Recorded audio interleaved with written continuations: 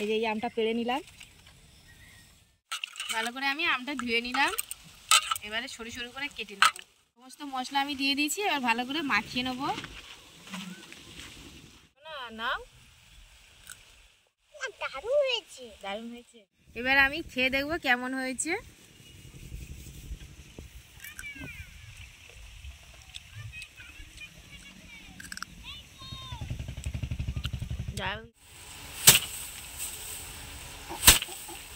নমস্কার বন্ধুরা, সুধা ভিলেজ ব্লগে আমাদের সবাইকে স্বাগত। আবার একটা নতুন ব্লগ নিয়ে চলে এলাম। আপনারা আমার সঙ্গে থাকুন আর শুরু থেকে শেষ পর্যন্ত ব্লগটা দেখতে থাকুন। আশা করি আজকের ব্লগটা ভালো লাগবে। আর প্রচণ্ড তো গরম পড়ছে, তো আপনারা কেমন আছেন আমাকে কমেন্টে জানাবেন। আর আমি তো ভোর থেকেই ধান ঝাড়ছি আর ঘরে কিছু কাজও করে নিয়েছি। তো এখন এই যে এতটা ধান আছে ঝাড়বো, আর সোনাইয়ের বাবা মাঠে কিছুটা ধান আছে সেগুলো বাঁধছে।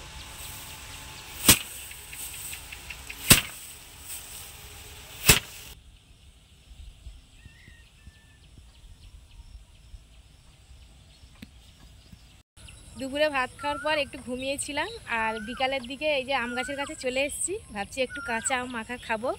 তা এখন গাছে থেকে দুটো আম পেড়ে নেব। আর এই গাছে কিন্তু প্রথম ফল হয়েছে আমাদের, তা এখনও কিন্তু খাওয়া হয়নি। কেমন আমটা কিন্তু খেয়ে দেখব।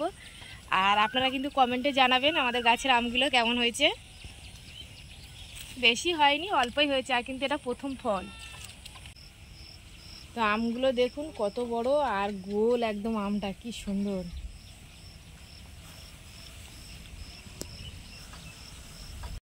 আর দেখুন আমি কিন্তু এখানে একটা ওড়না দিয়ে ঢাকা দিয়ে দিয়েছিলাম। রাস্তা তো সামনে আমাদের, আর এখানে অনেকে ঢিল মারে, চুরি করে পেড়ে নিয়ে যায়, তার জন্য আমি ঢাকা দিয়ে রেখেছিলাম। আর আপনাদের দেখানোর জন্য আমি এটা কিন্তু তুলে দিয়েছি। আর এখন একটা আম আমি পেড়ে নেব।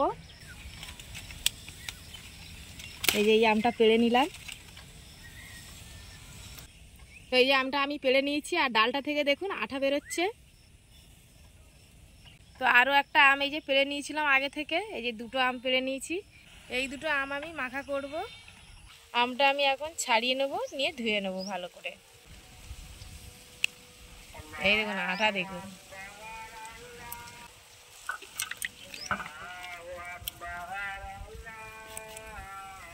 আমি একটা আম ছাড়িয়ে নিয়েছি, আর এই আরেকটা আম ছাড়াচ্ছি। আর আমটা থেকে কি সুন্দর একটা গন্ধ বেরোচ্ছে ছাড়াচ্ছি। এই যে দুটো আম আমি ছাড়িয়ে নিয়েছি, এবার ভালো করে ধুয়ে নেব জলে। ভালো করে আমি আমটা ধুয়ে নিলাম, এবারে সরু সরু করে কেটে নেব।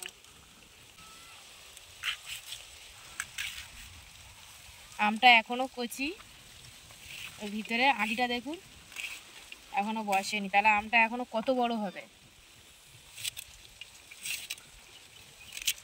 আর আমটা কিন্তু টক নেই দেখলাম কাটার সময় একটু খেয়ে, কিন্তু খুবই মিষ্টি আমটা।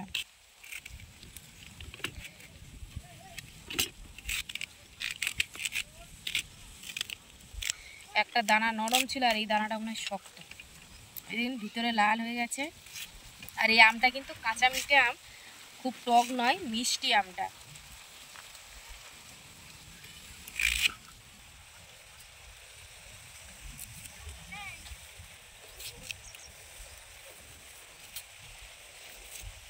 সবে মানে আঁটিটা বসেছে। আমটা আমি কেটে নিয়েছি, এবার মশলা দিয়ে মাখিয়ে নেবো। তো আমি এখন লবণ দিয়ে দেবো। আপনারা চাইলে বিট লবণ দিতে পারেন, আমার হাতের কাছে সাদা লবণ ছিল, সাদা লবণ দিলাম। এবারে কাঁচা সর্ষের তেল দিয়ে দেবো। সব শেষে আমি একটু কাশ্মীরি লঙ্কার গুঁড়ো দিয়ে দিলাম। সমস্ত মশলা আমি দিয়ে দিয়েছি, এবার ভালো করে মাখিয়ে নেব। আমি এখানে কাসুন্দি ব্যবহার করলাম না, আমার হাতের কাছে নেই। আপনারা এখানে কাসুন্দি ব্যবহার করবেন, তাহলে অনেক টেস্ট হবে খেতে। আমটা আমি ভালো করে মাখিয়ে নিয়েছি, সোনাইকে ডাকবো, সোনাই খেয়ে বলবে কেমন হয়েছে। সোনাই এসো, আম মাখা হয়ে গেছে। তুমি খাবে বলছিলে, তোমার জন্য আম মেখেছি, বসো। আর সোনাই কিন্তু ভীষণ ভালোবাসে টক মিষ্টি ঝাল খেতে, এতেও খাই। সোনাই খেয়ে দেখো তো কেমন হয়েছে। সোনা নাও,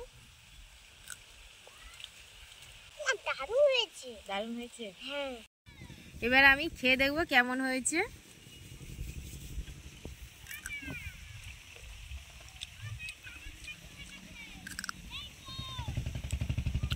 দারুণ দারুণ। আপনারা বাড়িতে এইভাবে কিন্তু গরমের সময় কাঁচা আম কিন্তু মেখে খেতে পারেন, খুব ভালো লাগবে। আর ব্লগটা কিন্তু বেশি বড় করব না, আজকের ব্লগটা এখানে শেষ করছি। যদি ব্লগটি ভালো লাগে সাবস্ক্রাইব, লাইক, কমেন্ট, শেয়ার করবেন আর আমার পাশে থেকে আমাকে সাপোর্ট করবেন। যারা আমার ফেসবুক পেজে ভিডিওটা দেখছেন পেজটিকে ফলো করবেন। সবাই ভালো থাকবেন।